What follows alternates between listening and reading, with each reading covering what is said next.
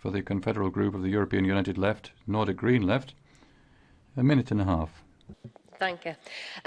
Through the 2014 Right to Water ECI, nearly 2 million people across Europe sent a clear message to the EU that access to water is a human right. We didn't choose this directive to respond to the demands of this petition. It was the Commission that came forward with this mediocre response.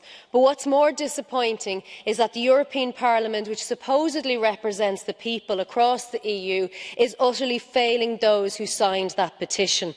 In a shameful process of negotiations, the Parliament has significantly weakened the provisions on access to water in this directive, and this is an affront to the Right to Water petition and the petition procedure itself, which is the only channel for the people to directly voice their concern to the EU.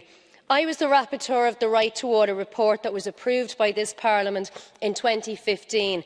We endorsed the demands of the Right to Water petition and called for this human right to be enshrined in EU law. The European Economic and Social Affairs Committee also endorsed the petition's commands. Now here we are as the only directly elected EU institution failing the nearly 2 million people who fought for this EU petition. You are treating... Thank you.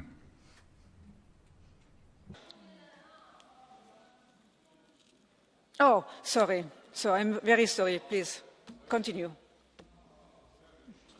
Yeah. Well, can I start from the beginning?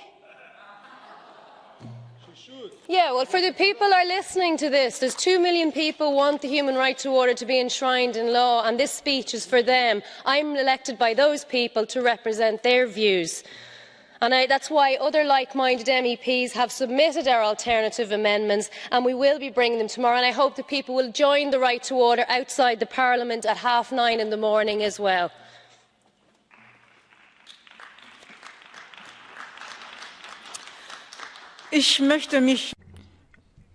Sorry once again for making that mistake. That wasn't malicious, believe me. Miss Evie, for the Europe of Freedom and Direct Democracy Group.